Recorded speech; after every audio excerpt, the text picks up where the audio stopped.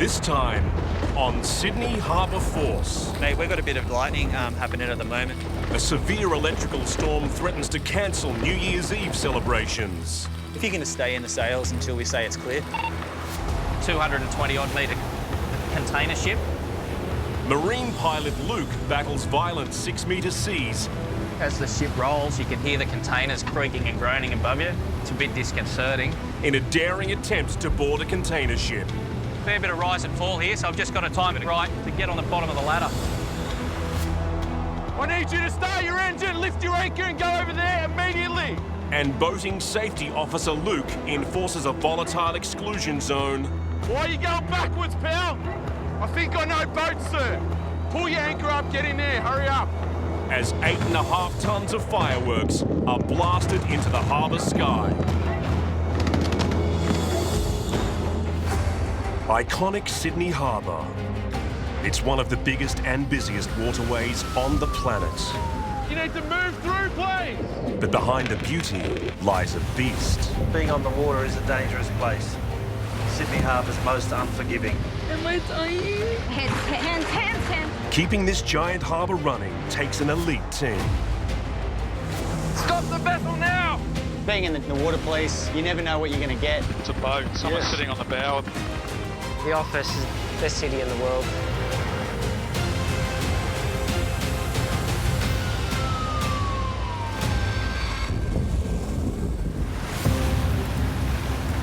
It's looking pretty gnarly. It is a bit of a washing machine out here. It is. It's always dangerous. It's just the level of danger. You've got a couple of different swells here, so the sea's a little bit confused. And add the wind chop on top of that. It's just that challenge of finding the ideal heading where we can create the best conditions to board. Marine pilot Luke Nye, a specialist navigator of Sydney's shipping lanes, is racing 7 kilometres out to sea to board the 37,000-tonne container ship Lorraine. Got that easterly swell with southerly wind chop. Loaded with vital medical supplies, Luke needs to bring the ship into port before the electrical storm hits the coast. Swell's up close to the 6-metre mark at the moment, which is getting up there. So my biggest concern at the moment is boarding. But already, 30-knot winds and 6-metre swells are threatening to cancel his mission. This is Sydney VTS information or vessels. Lorraine, Sydney VTS. Port operations. Over. Vessel Traffic Services has already suspended 3 ships from docking due to the rough seas. How are we going with the Lorraine? Yeah, Luke's on his way out now. How's it looking? 50-50. Okay, pretty rough conditions. 42% of all Sydney household goods depend on port botany. Stopping just one container ship from entering the harbour costs $2 million in lost revenue. When you get into weather like this is where it becomes a really, really dangerous game for the pilots. I mean, the seas are all over the place, and a pilot trying to board is like a pilot riding a bucking bull. Lorraine's the botany pilot. Good afternoon, Captain. You just maintain your current heading. As we come alongside, we'll assess the best heading to make a good lead. Transferring between moving vessels at sea comes with extreme risk.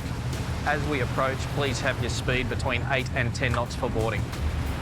Captain Alex Bradley must position the pilot vessel alongside the 220-metre-long container ship, maintaining the exact same speed and direction while Luke attempts to jump onto the rope ladder.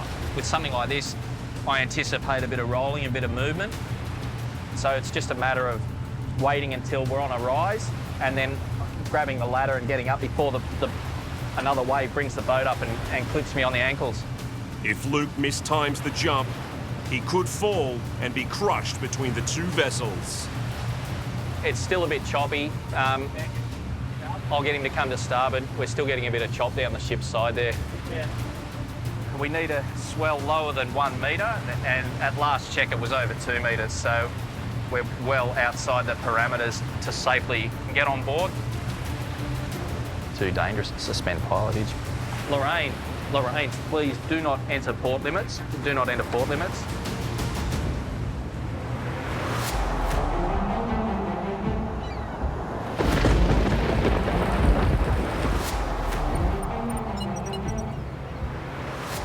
The The guys are going to load them up on the trolley and then run them over to Jill. At the Sydney Opera House, Building Operations Manager Dean Jakubowski is keeping a close eye on the approaching electrical storm, Jill, they're good to go. while overseeing the installation of 1,000 kilograms of explosives onto the top of the iconic sails. During our first day of loading for the New Year's Eve fireworks, we've got guys working up on the sails to be able to actually put the fireworks across the spine of the building. It's 2 days until the biggest night of the year on the harbour. The New Year's Eve fireworks, a $6.5 million spectacle watched by over 1 million people harbourside. So Jill, are we still okay to run it up the sails? I've never actually worked in full range doing this job. So, in 8 years.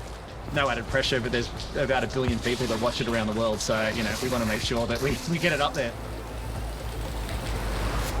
8,500 kilograms of fireworks will be detonated from 7 locations, including Australia's most famous landmarks, the Sydney Harbour Bridge and the Opera House. Just waterproofing the fireworks. We just find we put one big piece of plastic over the top just to kind of really keep it in, and then we'll take it off just before the show on the night. First one down, ready to go. The 8-man rigging team must ensure the fireworks remain dry at all times. If the gunpowder inside the mortars gets wet, it would trigger an explosion before the firework is discharged into the air. We've got to be careful of these tiles. They're pretty precious. When you're working on a World Heritage site, you want to make sure you're looking after it. So we'll put all the pyro boxes on a little dolly, which will make it roll up and down the side of the sail nice and smooth.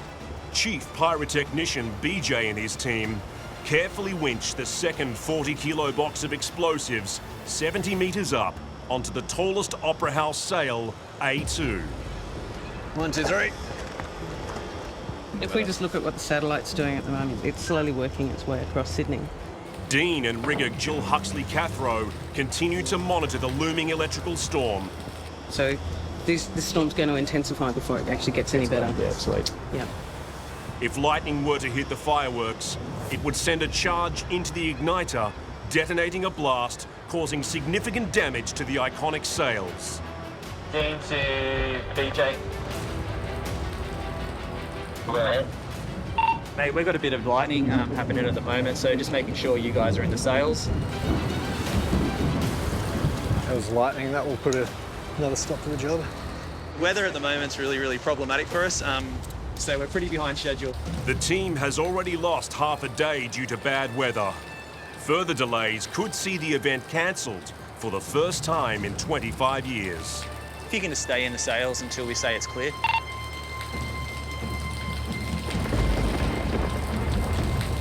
At the moment, we're just judging what the weather's doing. So if there is lightning or if there's any time of thunder, then we're going to actually call it. We won't actually do the job. We're not going to have fireworks off the sails this year because of rain. Starboard ladder 3 metres above the water, thank you, with 2 good man ropes and a heaving line standing by for the pilot's bag. 7 kilometres off the coast, marine pilot Luke Nye needs to board a 37,000-tonne container ship and bring her safely into port before the electrical storm hits. A 220-odd metre container ship, which it's a large ship. Something like this, I anticipate a bit of rolling, a bit of movement. As the ship rolls, you can hear the containers creaking and groaning above you. So it's a bit disconcerting. Last year, off the coast of Sydney, a cargo ship lost 40 steel containers overboard in rough seas. You're always nervous when the weather's up. Once you get out on the deck, you sort of don't have time to think about that, and you scramble up the ladder, and if you're fortunate enough to survive that, then you can worry about bringing the ship in. In order to reduce the impact of the 6-metre sea swell and 30-knot wind, Luke must calculate the best speed and heading for both vessels to travel side by side. If the ship needs to have enough speed to smooth it out, and sometimes if they're turning to flatten the sea out for you, ships lose a lot of speed in the turn, and then conditions can actually worsen.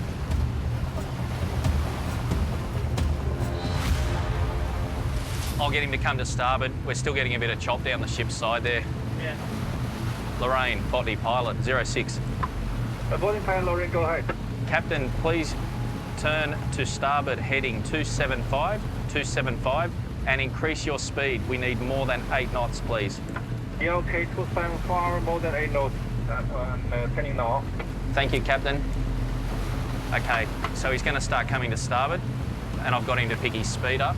The ladder... Yeah, the man ropes are coming out of the stanchions. Okay. We've got about 14 rungs below the gunnel there, so...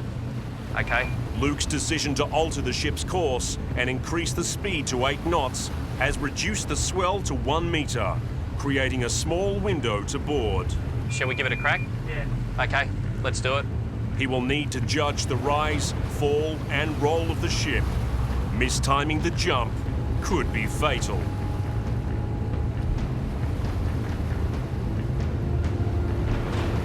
Fair bit of rise and fall here.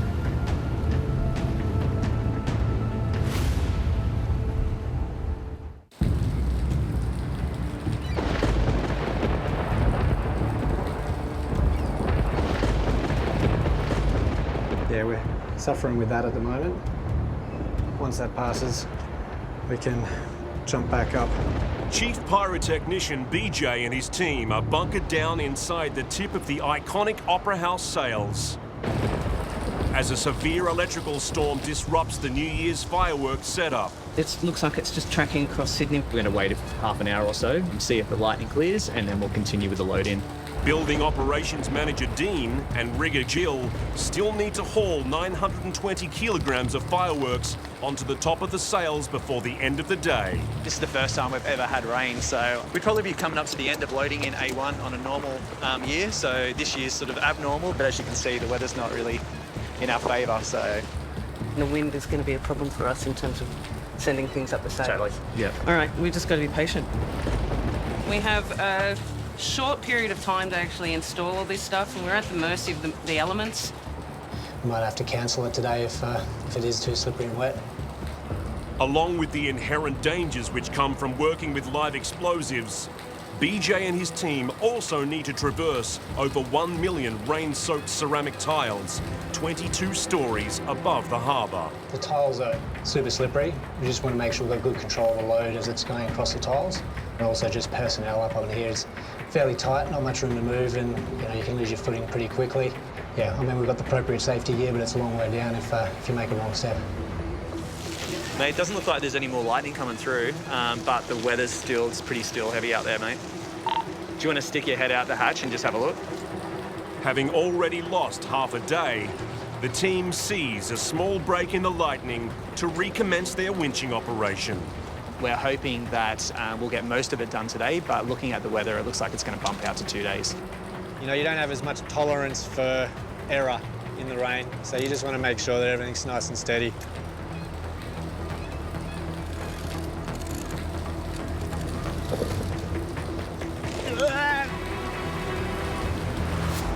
We've got the ship and the pilot vessel on the best possible course to protect us from the wind and swell, and there's probably still going to be 2 metres or so rise and fall on the ladder there to deal with. Chris is going to do his best to steady me now until I get on the ladder. I'm no longer tethered to the pilot boat, so any slip from here on in, and it's not going to end well for me. Marine pilot Luke Nye needs to navigate a vital supply ship safely into harbour before an approaching electrical storm shuts down the shipping port. Fair bit of rise and fall here, so I've just got to time the right time, get on the bottom of the ladder.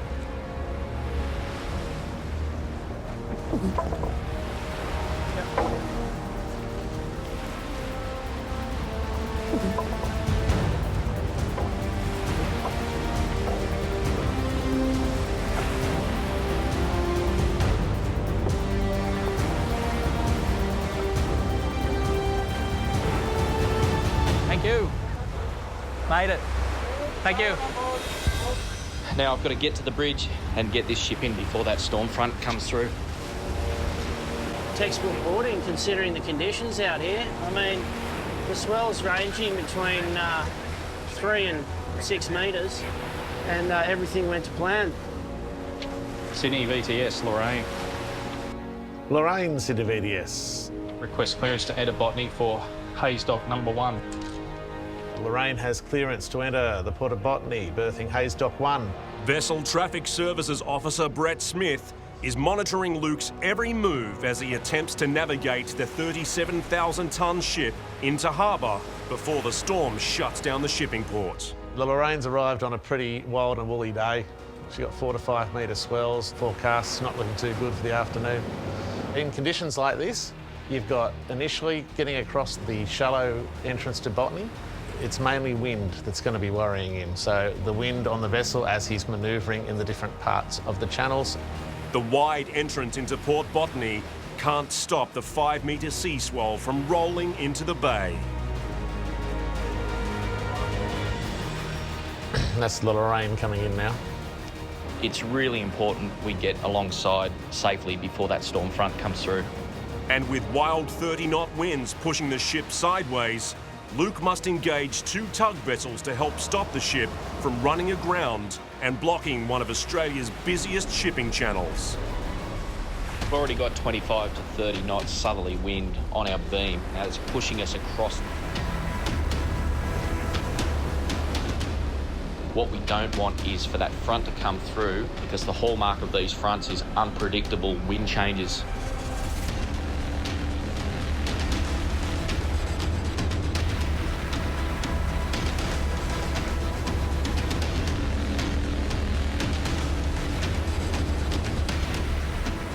And Lorraine, just out on the end of your line, thanks, Jeff. Lorraine, I'm in.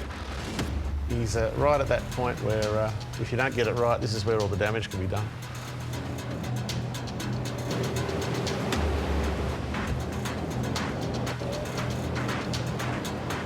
About 10 metres and parallel, guys.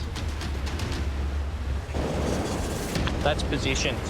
Despite rough seas and strong wind gusts, Luke successfully docks the vital cargo ship. There's Luke coming down the ladder. Just as Vessel Traffic Services close down the port due to the incoming storm. We made it. Job went really well. Landed nice and softly. Can't ask for more than that. That was a bit more pleasant than the ladder going up. Thanks, mate. That's a typical day in the life of a pilot in Port Botany.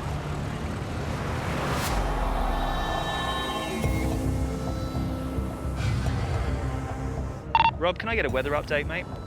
Sort of in a bit of a dry spot at the moment, but we also on the forecast have about 9 mil or so. I think we're just going to have to play it by ear, but sort of push while we can.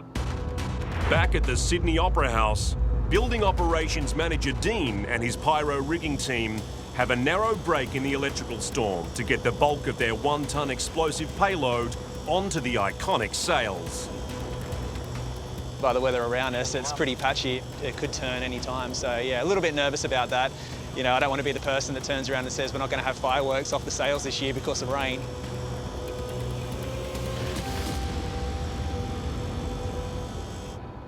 To confirm, these are the ones that are going into the A4.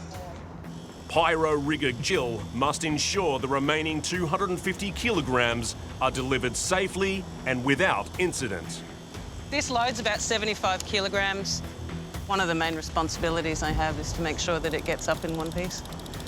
One of the worst things that I can imagine is that 75 kilos falls down and actually hits the ground, let alone hits somebody. 1, 2, 3. You good, BJ?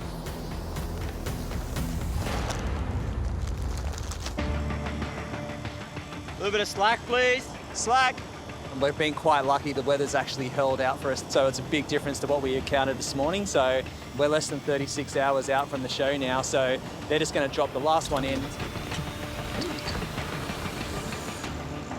And that's it.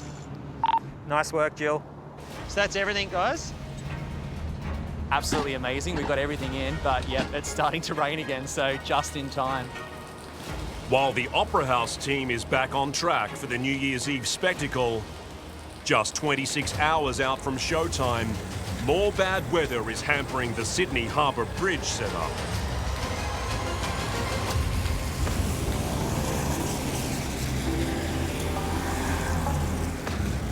They've got to start moving the booms, because obviously we have to clear the lane. 7th generation pyrotechnicians Fortunato and Giovanni Foti are racing to complete the fireworks install to the world's largest steel archway. We're a bit behind the eight ball at the moment. Apparently New Year's Eve's on New Year's Eve. Go figure. So you got one here, two. Do you want another lanyard? 2 traffic lanes have been shut down, giving the 6-man rigging team a 5-hour window to complete the job before morning rush hour kicks in.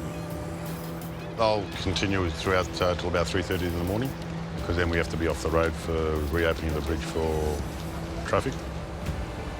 So they can go just on the other side of the opening? The team are in the final stages of installing 3,500 fireworks rigged to 78 individual steel pods, which are securely fastened to the vertical hangers on the bridge. So we've got 2 operators that are going up on the booms, 1 on each boom, with obviously 2 riggers that are provided. They will attach the pods and run cables up to the top of the bridge. Oh, mate, I should have brought my visor. Fortunato and Giovanni's first storm-affected install in 25 years is posing some unfamiliar problems. We're concerned about wind more than the rain.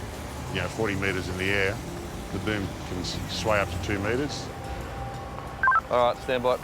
The wind is increasing, with gusts of up to 25 kilometres per hour, leaving the smaller boom lift at risk of smashing into the steel structure.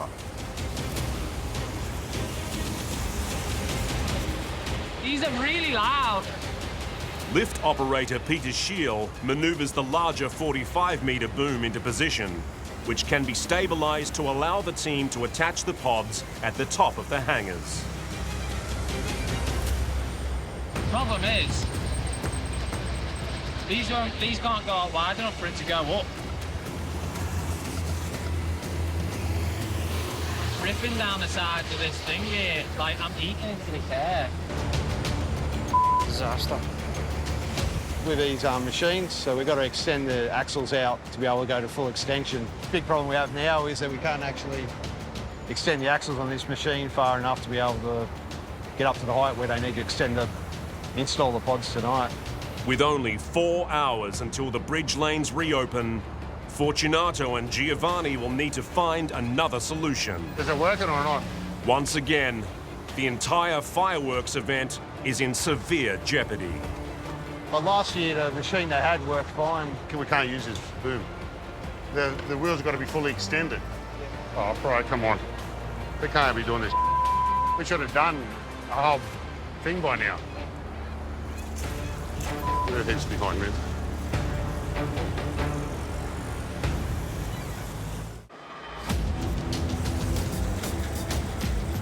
Disaster. Everything's behind me. The 135's done 1 or 2 of the pods, but it probably should have done about 7 or 8 by now. Yeah, not great, not happy. On Sydney Harbour Bridge, the pyro team have hit a major problem, less than 24 hours out from showtime.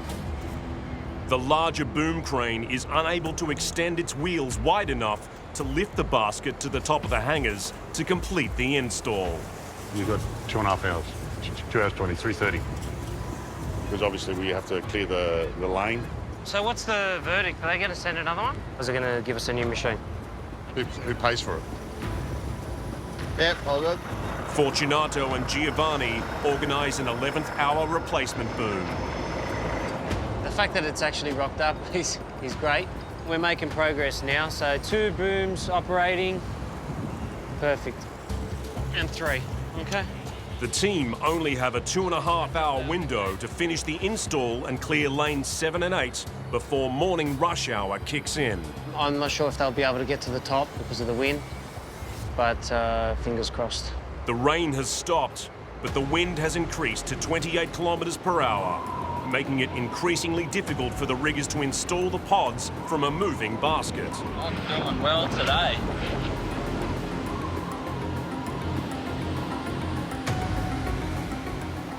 When it's windy like that, the basket tends to sway, up to 2 metres, so it's not fun being up there. But generally on the bridge they'll call it around 30, so it's pretty windy already. If you look up at the flags there, they're blowing quite a lot.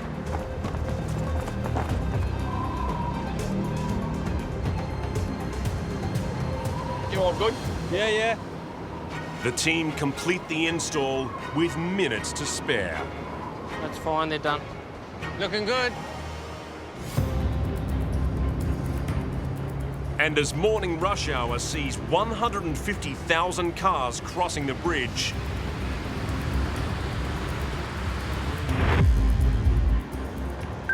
Yeah, we're making good progress. I'll literally be ready to test in about 7 minutes. 110 metres above the water on a picture-perfect New Year's Eve morning, Is that buzzing? No buzz? Giovanni must do one final circuit test to ensure all 225 firing positions are good to go. Are you ready for me to switch on? Yes, I am. Standing by. When you're ready. Okay, copy, turning on.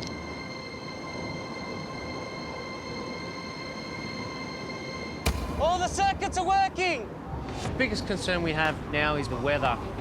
There's rain approaching. It's estimated to get here in a couple of hours. If the fireworks do get wet, there could be malfunctions. The worst case scenario for us is for nothing to fire, which is our biggest fear. We've got over 1 billion people watching it, so we feel the pressure. Sector Commander A. Sector Commander A, this is Maritime Control. You always get a little bit nervous this time of the night where you're not sure what's going to happen, but we've got all the plan in place, so fingers crossed it should all go to plan. It's 6 hours to the midnight fireworks, and Sydney Harbour's operations manager Damien Logue is bracing for a busy night ahead at Maritime Control. ES5 Maritime Control, go ahead. We're now in the ops centre for Maritime. This is where we control everything that goes on the harbour for tonight, for New Year's Eve. This is Maritime Control. Can you please give us an update of your area, please?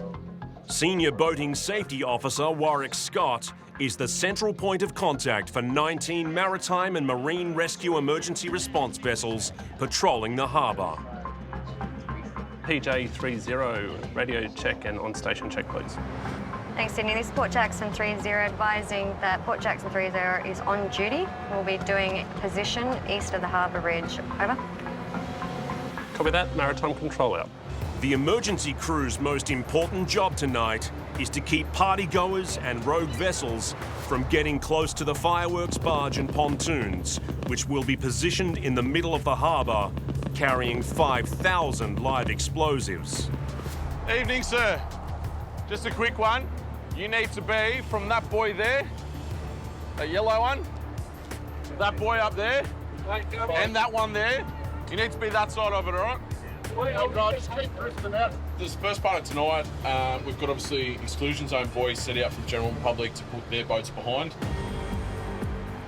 On board Maritime 28, boating safety officers Luke Inglis and Shane Steer must enforce the 200-metre exclusion zone.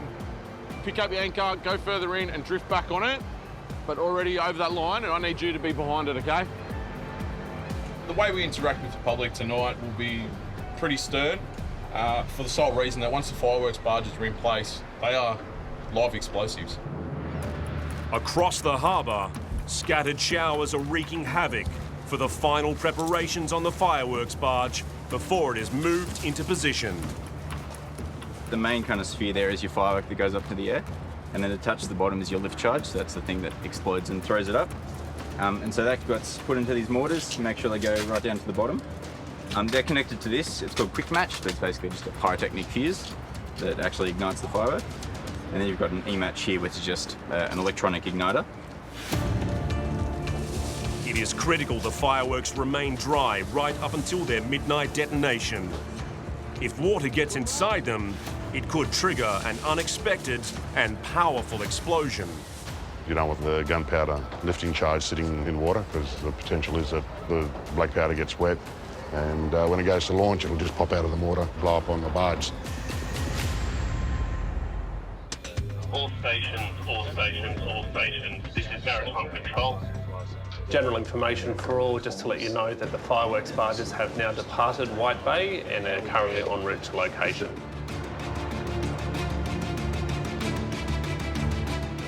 If you have not already, can you please activate your emergency signals, please? At Maritime Control, Damien monitors cameras to ensure there are no rogue vessels getting in the way. As the main fireworks barge and 4 smaller pontoons carrying 5,000 live explosives are towed into position in the middle of the harbour.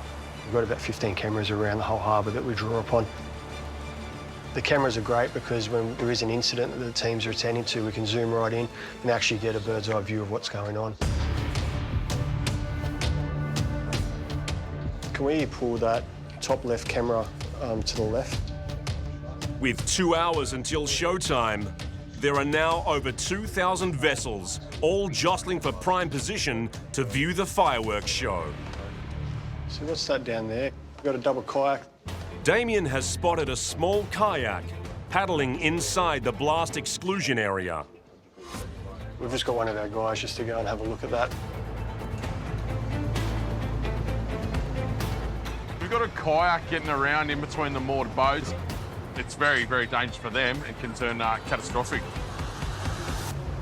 You got him? Boating safety officers Luke and Shane locate the offenders on a small inflatable kayak. You can see just by the sheer size of our boat compared to theirs, very, very low in the water. If I see you go past these boys again, I'm going to give you safety direction and be taking your kayak off the water. Do you understand? Yeah. Right. It's for your own. Let me finish. It's for your own safety. Yep. But every time we move, you start coming back out. Yeah. Okay. So we try to be. Should I go? Which way? Make it easy. Should I go on the Yeah, other that side, way. maybe? Once the fireworks stop, I guarantee you these boats are going to start up engines. If you're in between them, we know what's going to happen. All right? Yeah. Fair enough. Please take that advice on board. Yeah. I'll Because make otherwise sure we'll be asking you to leave the water. Start paddling now, please. Put the GoPro down. Can we do it? No, sir, listen to me. Put your GoPro down, turn the kayak around and start paddling. It's not the time to muck around. Okay. We're not mucking around. We're taking a direction. All good. We'll go this way up. That boy over there.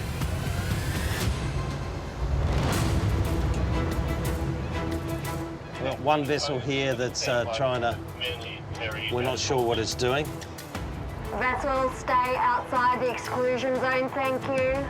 It's 1 hour before the fireworks spectacular begins. Head out, Vessels to return behind the exclusion zone markers. Marine Rescue's unit commander, Greg Urand, and his crew, Claire, Thosh and Manny, enforce the exclusion zone near the main fireworks barge, where hundreds of boats strive to get a better vantage point.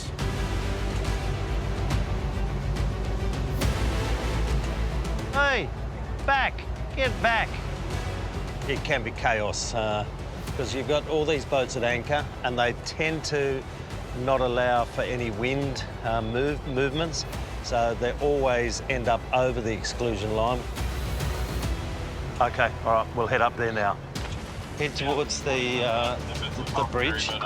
As the rain begins to fall, Greg receives a call from Maritime Control about a vessel in distress near the bridge. Yep, that's them.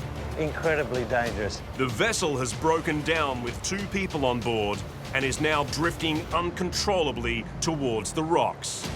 There's every chance that they could be washed onto the rocks there. Is everybody okay? Anybody injured?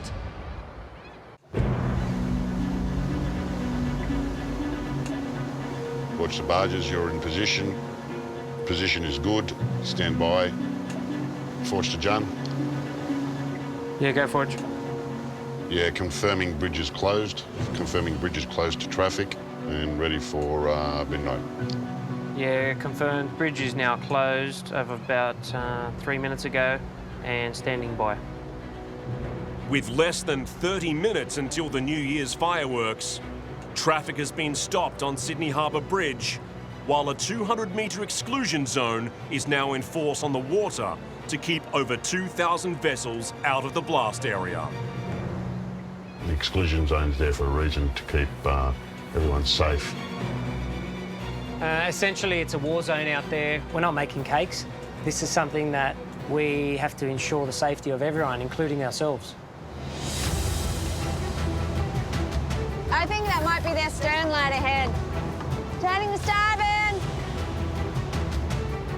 Is everybody okay? Anybody injured?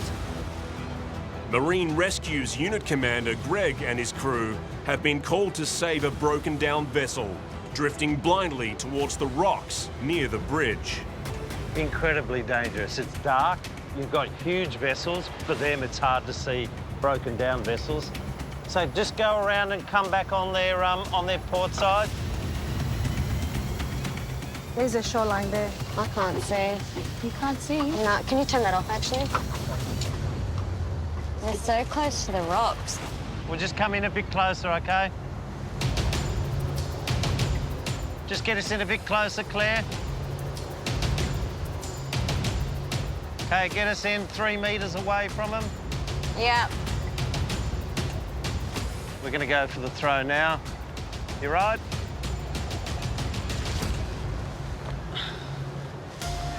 Idle ahead, Claire. Idling ahead. Up, you got it. Don't fall in. We've got a good length behind, so we'll hook this on. Idle ahead, Claire, take up the slack. Let's get them away from the rocks. OK, good. Life jacket. You got a life jacket on? Excellent. Greg and the team drop the stricken vessel at a nearby mooring.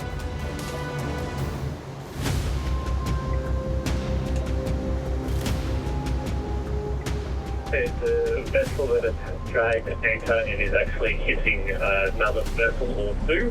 Let's go.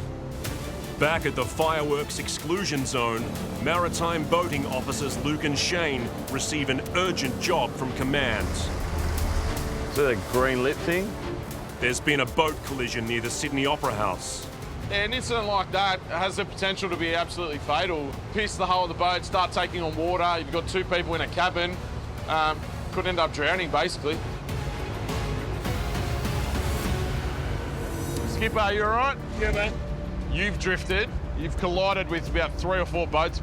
The large cruiser vessel has come off its anchor and collided with several boats. A big boat like that hitting a smaller vessel, you know, around the 4, 5, 6 metre, could really have ended up with someone being injured. What I want you to do, I want you to anchor around here where it is safe to do so, and then I'm going to come and talk to you and get your details, OK? Yep. But if I have your permission, I will pass your details on to the other boats. Luckily, the damage is minimal, so Luke and Shane get back to enforcing the fireworks exclusion zone.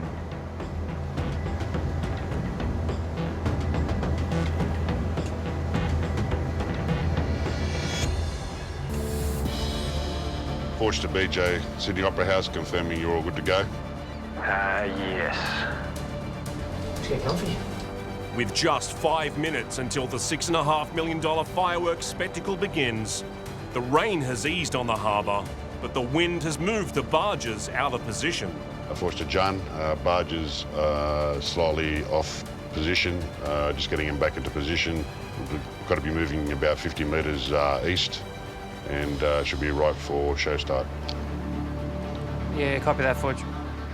In the bridge control room, display operations manager Giovanni Foti has no way of knowing if the wet weather will affect the fireworks until they are detonated.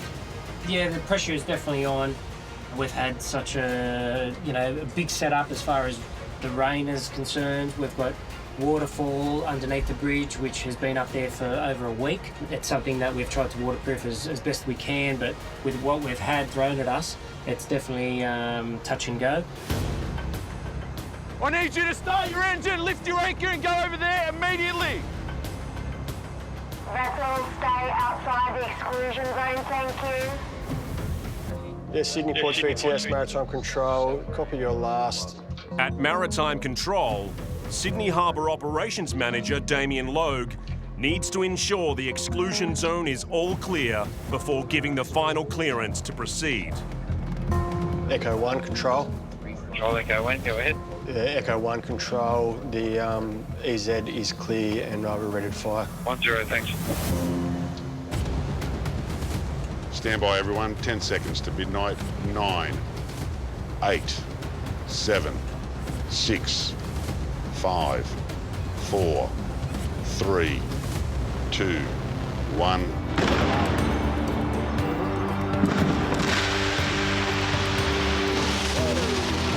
Happy New Year, guys.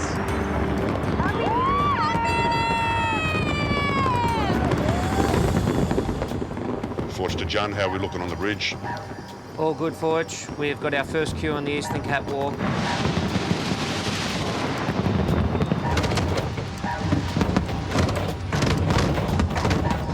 Stand by, confirming Sydney Opera House will be firing in 5 seconds. Stand by.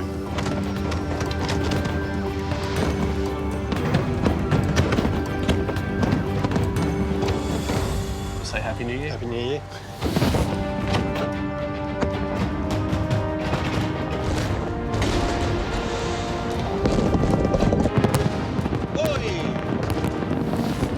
Yeah, front view seat, they're loud and they're headed our way. Some of them might go astray.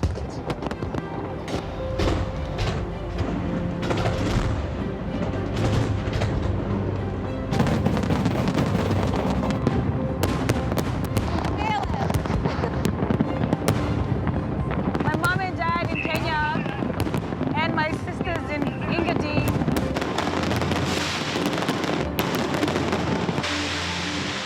Okay, got a minute to go.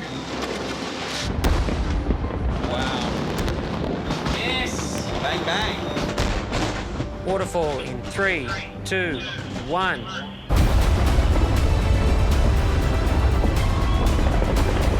It's pretty special to work on the harbour and get to witness that firsthand.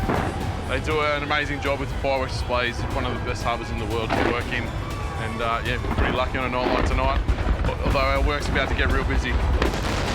The show goes off without a hitch, marking for many the beginning of a new year around the world.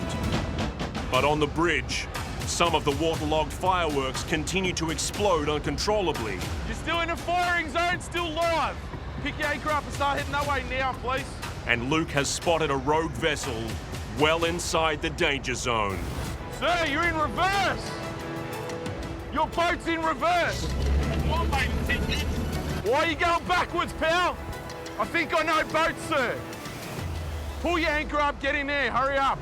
We've still got fireworks burning off the bridge. Perfect example as to why we have exclusion zones. Perfect. That's a wrap with the barges and the bridge and the Opera House. Thanks, everybody. Great show.